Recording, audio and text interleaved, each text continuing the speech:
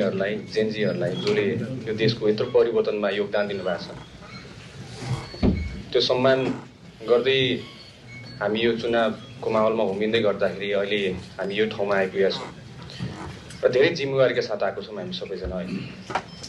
हाम्रो देशको भार त्यो जिम्मेवारी हामीले पुरा गर्नलाई हामीलाई 5 वर्ष धेरै मेहनत गर्नुपर्नेछ। हामीले धेरै समस्या देखेको एउटा नागरिक तहमा म हजुरलाई भन्छु र सबैजनालाई आग्रह पनि गर्न चाहन्छु। नागरिक तहमा हामीले धेरै यस्तो समस्या हामीले के मात्र भोगेका छौँ भन्दाखेरि तपाईँको यो हाम्रो धेरै यस्तो भिआइपी मुभमेन्टहरूले हामीलाई गाह्रो पर्छ, जहाँ तपाईँको हामीलाई हाम्रो गाडीहरूलाई रोकिन्छ, त्यहाँ एम्बुलेन्सहरू हुन्छन्, कतिजना सुत्केरीहरू हुन्छन्। यस्तो कार्य चाहिँ हामीलाई सम्पूर्ण मन्त्रीज्यूहरूलाई नगर्नु हुन हामी चाहिँ यहीँबाट आग्रह गर्न चाहन्छौँ। त्यही अनुसारको निर्देशन पनि जारी गरिदिनु होला भन्ने म हजुर टिम मेम्बर्सहरूलाई त्यही अनुसारमा आग्रह गर्न चाहेँ है। पहिलो कुरा चाहिँ मैले त्यो भने, नागरिकले दुःख पाउनु भएन कुनै भिआइपी मुभमेन्टलाई। हामी साधारण नागरिकको तहबाट आएको छौँ र साधारण नागरिककै हिसाबले हामी काम कारबाही हामी अगाडि बढाउने हाम्रो धारणा पनि छ। अब धेरै यस्तो हाम्रो भ्रष्टाचार हुने कारण हामीले बुझ्नुपर्नेछ। किन हामीले यत्रो आन्दोलन गऱ्यौँ, किन जेनजीहरूले यत्रो आन्दोलन गर्यो, किन युवाहरू, किन नेपालीहरूले यत्रो ठुलो आन्दोलन गर्यो होला त? तपाईँको यो भ्रष्टाचारको चरम सीमा नागेको कारणले हामीले अहिले यो परिस्थिति भोग्नु परेको जस्तो लाग्छ मलाई चाहिँ, मेरो विचारमा लाग्छ। युवाहरू त्यतिकै विदेश पलायन हुने अवस्था, हामी पनि मेरो विचारमा एउटा समयमा त हामी पनि जम्की क्या हो भनेर समेत सोच्ने अवस्था भइसकेको थियो। तर होइन, सबैजना गयो भने देशकोले बनाउने भन्ने हिसाबले हामी अड्क्यौँ र यो अड्किरहेको क्रममा चाहिँ हामीले भोगिरहेको समस्याहरू भन्दै गर्दाखेरि चाहिँ हाम्रो सर्भिस डेलिभरी 1 नम्बर कोठा, 2 नम्बर कोठा, 3 नम्बर कोठा, क ख ग गर्दै नपढेको मान्छेलाई नि त पढाउने हाम्रो विभागहरू, कार्यालयहरू। यसरी गरेर तपाईँको हरेक कर्मचारीसँग अब कतिजनाको नियत राम्रो भयो त ठिकै छ, तर नियत नराम्रो भएको खण्डमा चाहिँ भ्रष्टाचारको सुरुवात यहाँबाट हुने भनेर हामीले पत्ता लगाएको छौँ। जहाँ कि तपाईँको फाइल रोकिन्छ, नागरिकलाई समस्या हुन्छ र उहाँले भन्नुहुन्छ, हाम्रो कर्मचारी साथीहरूले त्यही अनुसार भन्नुहुन्छ, सर यो फाइल मिलाउनको लागि मलाई अलिकति भइदियो भने म त्यही अनुसारमा हजुरलाई चाँडो फास्ट ट्र्याकबाट म गरिदिन्छु। यो फास्ट ट्र्याक चाहिँ विदाउट एनी ब्राइब हुनु पर्यो, गर्नुपर्ने सर्भिस डेलिभरी चाहिँ without any bribe. 1 door service system पोलिसीको लागि हामी निरन्तर काम गरौँ।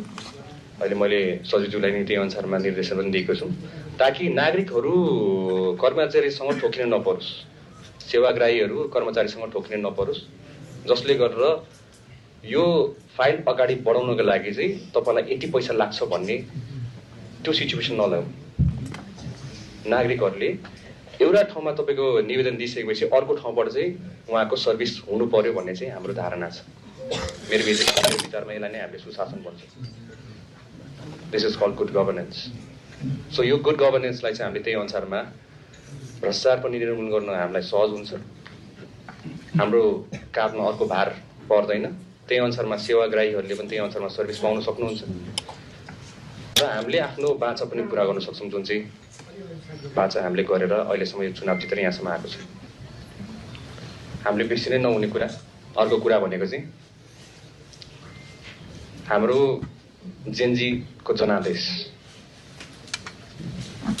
जेनजी जनादेशलाई कार्यान्वयन गर्नलाई क्याबिनेटबाट त्यही अनुसारमा निर्णय भइसकेपछि हामीले हुबहु हाम्रो प्रधानमन्त्रीज्यूले भनेको अनुसारमा निर्देशन अनुसारमा हामीले त्यसलाई कार्यान्वयन गर्नुपर्ने हुन्छ। त्यसमा कसैलाई छुट छैन, कसैलाई छुट हुनु पनि हुँदैन। प्रतिवेदनको आधारमा हामीहरू अगाडि बढ्नुपर्ने हुन्छ। अर्को कुरा हामीले देखेको समस्या, यत्रो योगदान गरेर हाम्रो शहीद परिवारहरू आउनु भएको छ, यही 1 डोर सिस्टम नभएर एउटा मन्त्रालय धाउनुहुन्छ, अर्को मन्त्रालय धाउनुहुन्छ, आफ्नो बच्चा गुमाएको छ, कतिवटा मन्त्रालय धाउनु। यो हरेक आम नागरिकको कहानी हो, हरेक आम नागरिकको कहानी। एउटा मन्त्रालय, अर्को मन्त्रालय, अर्को मन्त्रालय, यसलाई सहजीकरण गर्नुपर्ने छ। त्यही भएको हिसाबले शिक्षा, स्वास्थ्य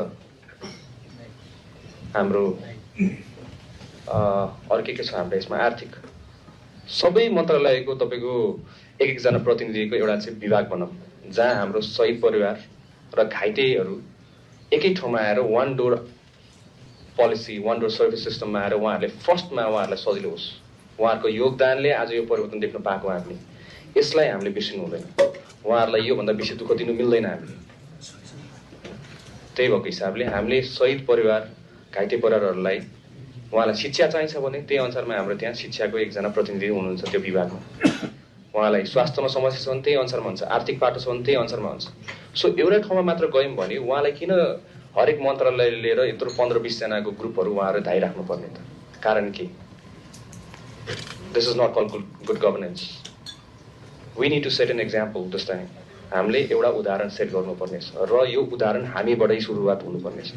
परिवर्तनको सुरुवात हामीबाटै हुन्छ र त्यो पहिलो जिम्मा चाहिँ गृह मन्त्रालयले लिन्छ। त्यही अनुसारमा हजुर सम्पूर्ण सचिवज्यूहरूलाई, सेक्युरिटी फोर्सेसहरूलाई त्यही अनुसारमा अगाडि बढ्नुहुन म हजुरहरूलाई सबैलाई हार्दिक अनुरोध गरेँ। अब हाम्रो धेरै जस्तो हजुरले देखिसक्नुभयो, मलाई विभिन्न आरोप लाग्ने गरेका छन्, त्यो तपाईँलाई थाहा छँदैछ। विभिन्न कुराहरू हाम्रोमा मिडियाहरूमा आइरहेको हुन्छ। मिडियाहरूलाई पनि, मिडिया साथीभाइहरूलाई पनि एकदम रेस्पोन्सिबल भइदिनु भनेर म एकदमै आग्रह गरेँ हजुरहरूलाई, एकदमै आग्रह गरेँ। हजुरहरूको हातमा धेरै कुरा रहेछ, मैले पहिला पनि भनेको थिएँ र अहिले पनि भन्ने गर्छु। तपाईँहरू रेस्पोन्सिबल भएर न्युजहरू बनाइदिनु भयो भने हाम्रो देशको विकास हुन धेरै धेरै समय लाग्दैन रहेछ। त्यही भएर मिडियाकर्मी साथीहरूलाई नि मेरो हार्दिक अनुरोध छ, म तपाईँहरूसँग धेरै क्लोजली बसेको छु, हिँडेको छु। यो न्युजहरू बनाउँदाखेरि कसैको चरित्र हत्या गरेर टिआरपीको लागि कतिजनाले यस्तो यस्तो नगरिदिनु हुनु, म हजुरलाई एकदम मनैदेखि आग्रह गर्न चाहन्छु। होइन, कसैको जीवन त्यो उनीहरूको लाइफ हुन्छ, उनीहरूको पर्सनल लाइफ हुन्छ, हामीले त्यसमा इन्टरफियरेन्स गर्नु हाम्रो मेरो विचारमा त्यो हामीले त्यसलाई चाहिँ पत्रकारिता भनेर भन्छौँ जस्तो लाग्दैन। त्यही भएर मेरो मिडियाकर्मी साथीहरूलाई पनि मेरो पहिला पनि आग्रह थियो, म तपाईँहरूसँग एकदमै घुलमिल भएर बसेको मान्छे पनि हो र अहिले पनि हजुरलाई आग्रह गर्न चाहन्छु कि एकदमै परिपक्व भएर चाहिँ हजुरहरूले चाहिँ न्युज प्रकाशन गरिदिनु होला। त्यही अनुसारमा नागरिकलाई पनि सहज हुन्छ। तपाईँहरूलाई फुल्ली विश्वास गरेर हामीले हेरिरहेको हुन्छौँ त्यो न्युज, त्यो आधारमा हामीले एक्सन लिनुपर्ने हुन्छ। तपाईँले कुनै कुरामा तपाईँको गलत कुरा तपाईँले प्रकाशन गरिदियो भने हाम्रोमा त्यो टेबलमा आइदियो भने हामी त्यही अनुसार मोबिलाइज हुनुपर्ने हुन्छ। त्यतिखेर हाम्रो स्रोत साधनहरू सबै खेर जान सक्छ।